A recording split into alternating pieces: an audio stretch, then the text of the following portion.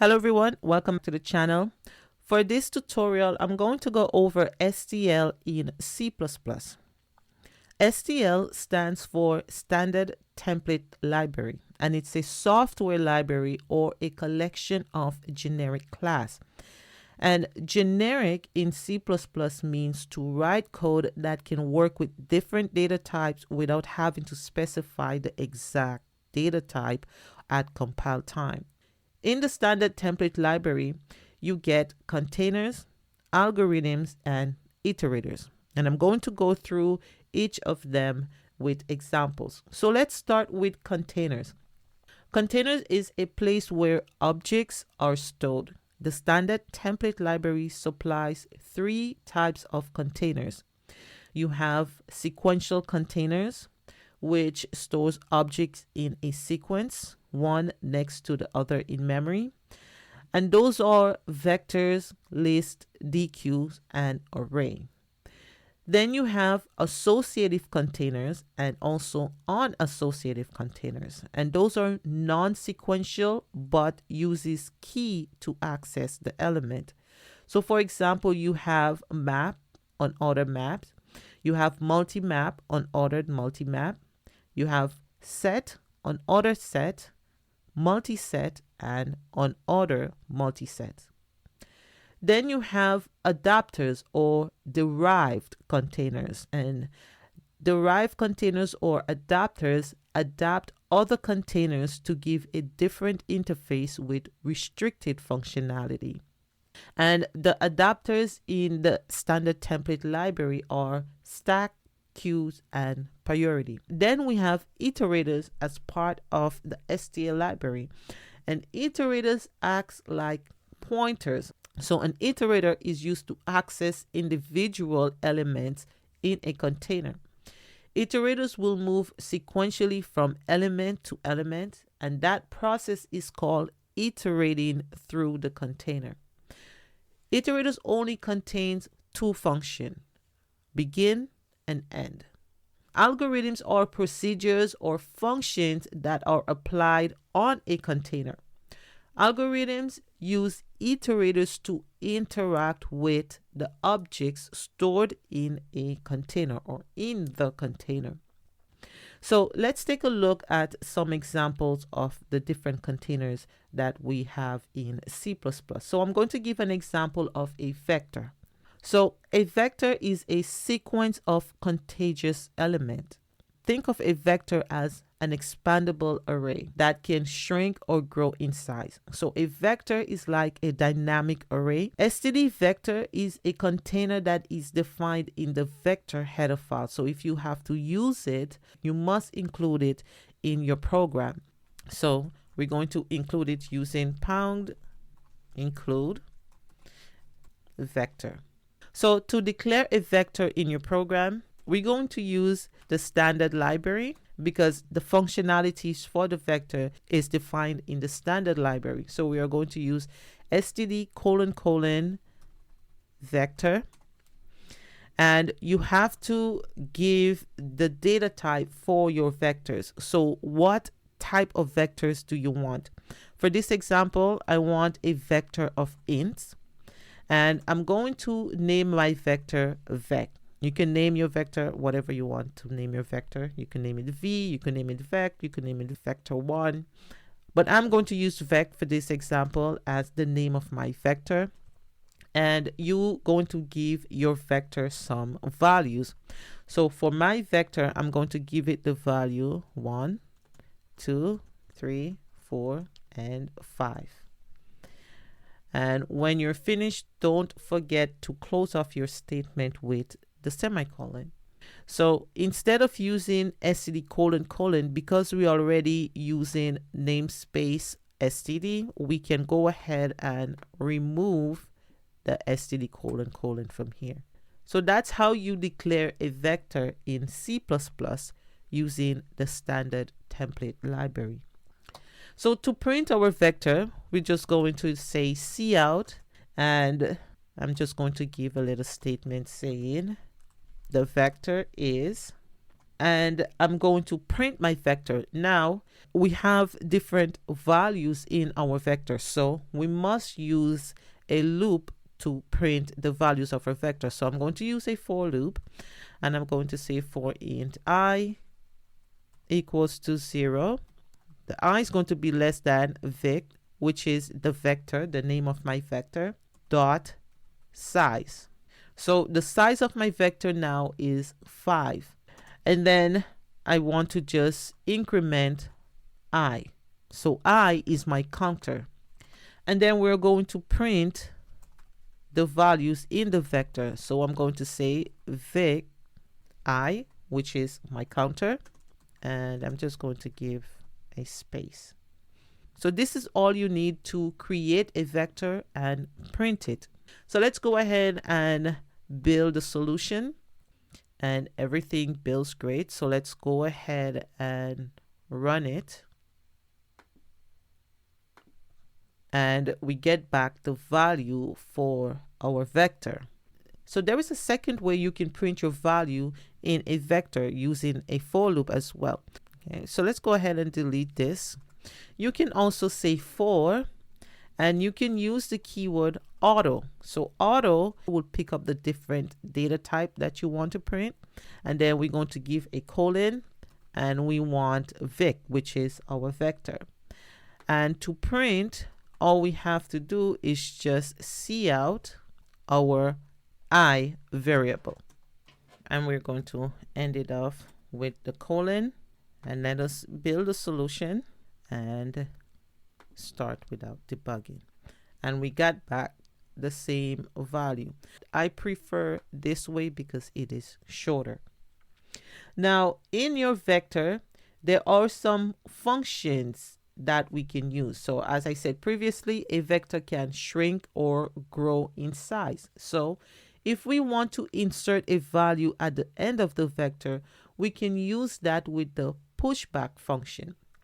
If we go here and we say vic dot, so right when I say vic dot, these are some of the functions that is available to us to use.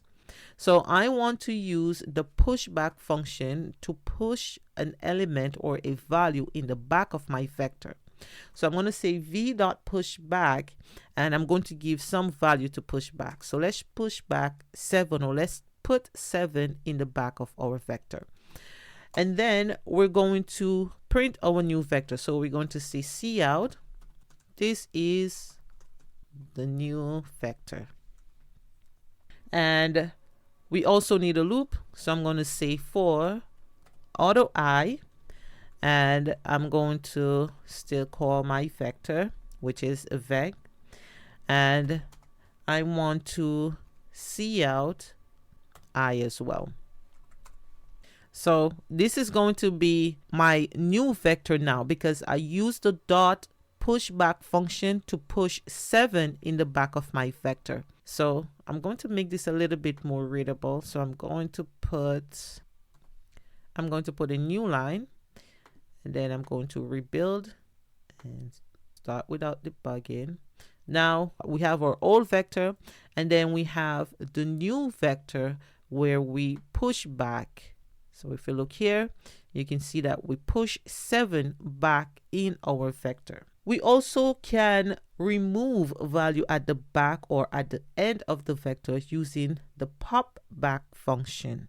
So to use the pop back function, we can go ahead, and I'm just going to copy this line of code, and I'm going to paste it here. So with the pop back function, all we have to do is just write pop back. So the last element in our vector is 7. So it will remove 7 from our vector, and it will give us our original vector. So I'm going to go ahead and build, make sure we have no errors, and then I'm going to say start without debugging. So if you look here, you would see we had our vector, which is 1, 2, 3, 4, 5. The new vector, that's when we push number 7 at the back of our vector, and then we use the pop function to remove the element, the last element in our vector. So it will remove number 7. we can also find elements in our vector. So if I want to know what's at element 2, I'm just going to give a quick statement saying value at element 2. So I can say vec dot at, and I have to give the position that I'm looking for. So I want to find the value at element 2. I can go ahead, build a solution, and start without debugging. And it tells me the value at element 2 is 3, which is correct. So if you're getting a little bit confused at element 2, but when you look at it, you see 1, 2, 3, you're probably thinking, okay, this is 1, 2, 3, this is at the third element. But when it comes to computer programming, element starts at 0. Even with your array, it starts at 0. So it's going to be 0, 1, 2.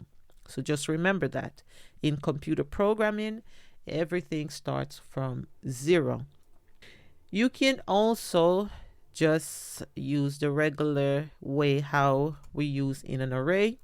You can just say what's at element 2. Using the square bracket, we will get the same results. And at element 2 is 3. That was an example of an object in a container in C++. And remember, in C++ we have multiple containers. We have queues, stacks, maps, sets, lists, vectors, arrays. So that was an example of a vector. Then we have iterators as part of the STL library. And iterators act like pointers. Algorithms cannot directly access the containers. You must use an iterator to point to the objects in the container. So if you want to perform some type of sorting algorithm, for example, on a vector or on a list, you have to use an iterator to take that algorithm, that sort algorithm, and point it to the vector. So an iterator is used to access individual elements in a container. So let's take a look at this diagram. So I'm going to use a vector as an example. So I have a vector with 5 elements, 2, 6, 7, 1, and 3. Now, when I'm using an iterator to point to my vector, the iterator will point to the begin. So vec.begin will point at the beginning of my vector, which is 2.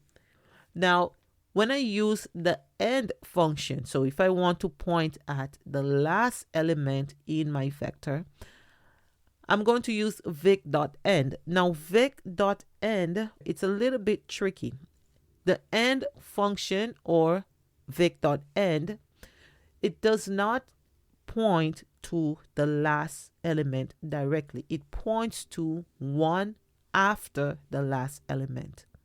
So when you want to print your vector, or you want to print anything using an iterator, you're going to use -1. Because you are 1 after the last, you're going to -1. So if you -1 from this, you're going to get 3. So let's look at an example of an iterator. So we already created our vector, and our vector already have some values in there. Now, to declare an iterator in your program, we're still going to use vector, and we want a vector of ints, and we're going to use the colon to access the iterator that we have in the vector class. So I'm going to say iterator, and you have to give your iterator a name. So for this example, I'm going to give my iterator iter. That's how you declare an iterator in C++ using the standard template library. So the iterator, we still have to use the vectors, and then we want a vector of ints. We declare a vector of ints. So the iterator is going to point to a vector of ints. That's why we declare it here when we declaring our iterator. The iterator have to know exactly what it is going to point to. So it is going to point to a vector of ints. And then we're going to use colon iterator, and we're going to give the iterator a name. So the name of the iterator here is ether. So now we want our iterator to equals to vic.begin. So when I use vic.begin, the iterator now is going to point to the beginning of my vector, which will be 1.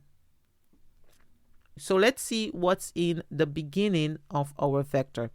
So I'm going to say here, first element, and because the iterator acts like a pointer, we still need to use the asterisk. So I'm going to say asterisk ether, and I'm going to end the line.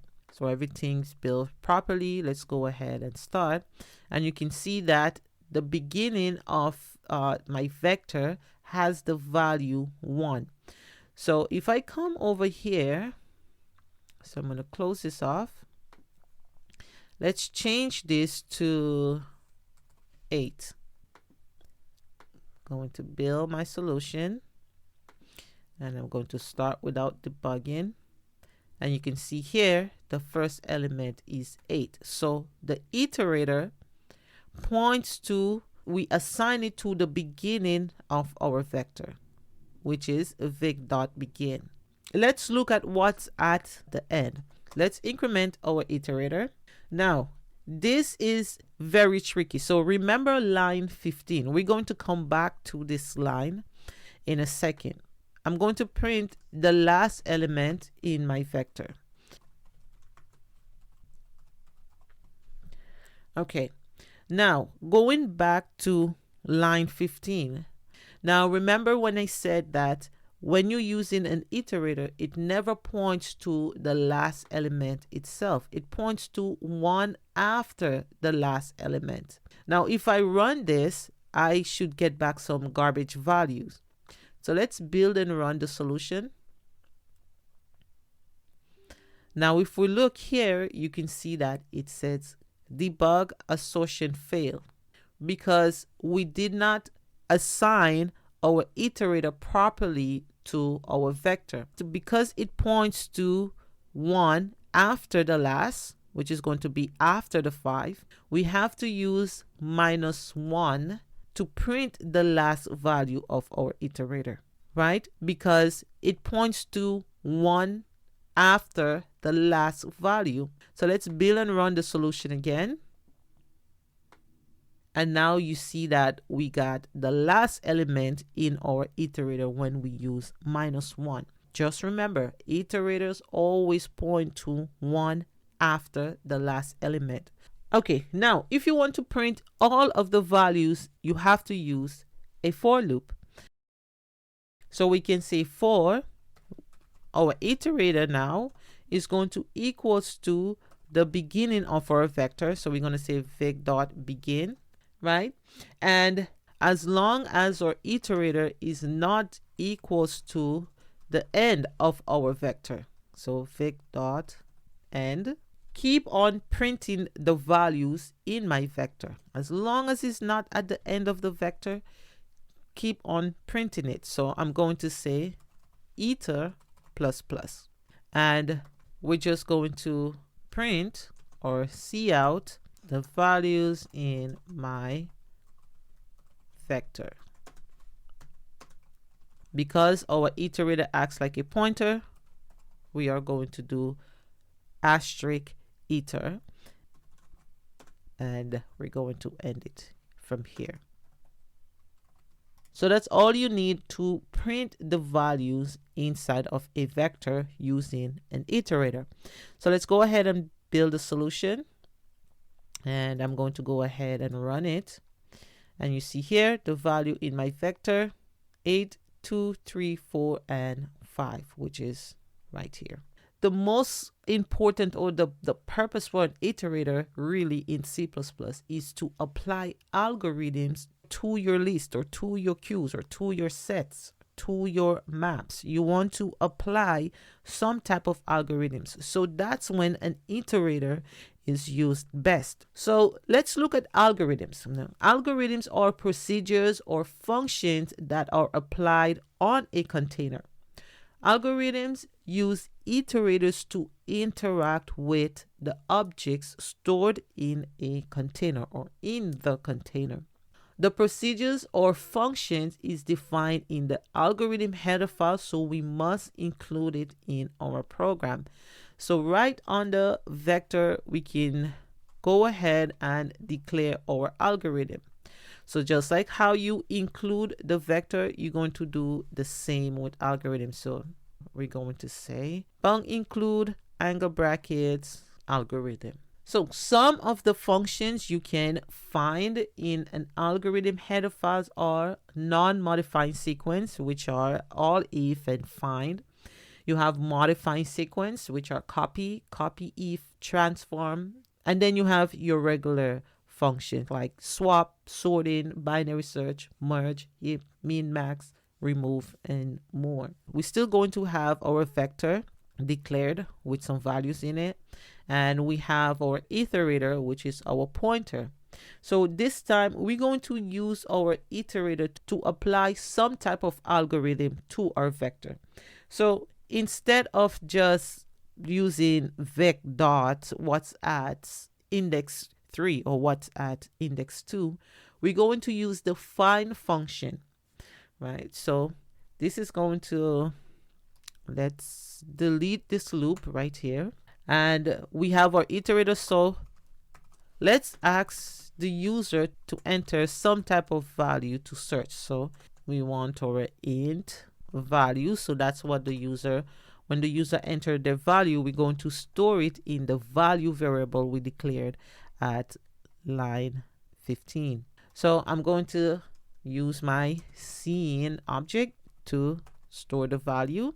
And then we're going to assign the iterator or our iterator to the find function. So we want to say find, go to the beginning of the vector and search until you reach the end of the vector, and then you want to find the value that the user just inputted. So we're going to say here now, if the value is not in our vector, then we're just going to print element found at position, and we're going to give the position, and then we're going to end the line from there. So that's all that we need, right? So let us build a solution. So let's look for 2 in our element. So we're going to come here, start without debugging. Now it asking us enter a value to search for. We want to search for the value 2, and it tells us element found at position 1, which is correct because 2 is at element 1. Remember, in computer programming, everything starts from 0. So 0, 1. Let's run the program again. Let's look for value 8. Value 8 should be at the 0th element. I'm going to enter 8, and I'm going to hit enter, and it's at position 0. Why is it at position 0? I will keep on repeating myself because everything in computer programming starts at 0, especially when it comes to arrays and vectors. Let's look at one more example for this tutorial. Instead of finding, let us sort the elements. So let's put some more values in. We're going to add 10 and let's add 26. So we're going to delete this. So we're going to say sort, and we're going to sort our vec, and we want the pointer to start at vec.begin, and we also want it to go up to the end of our vector, vec.end. And we need a loop, so we're going to say for iter, which is our iterator, is going to equals to the beginning of our vector. So we want to go through it as long as our iterator not equals to the end of our vector, which is vec.end, and as long as our iterator not at the end of our vector, we want to keep on sorting. So we're going to say iter plus plus. So now that we have that, we are just going to print our iterator. We're going to say star ether, and we're just going to give a space. So that's how you apply the sort function to your vector. So I'm going to build a solution, and I'm going to start without debugging. So you see here, with the help of the iterator, to apply the sort function to our vector, we have our vector sorted. So that's how the STL library works in C++. Thank you guys for watching. If you did learn anything from this video, please don't forget to like, subscribe, and share. And I will see you in the next tutorial.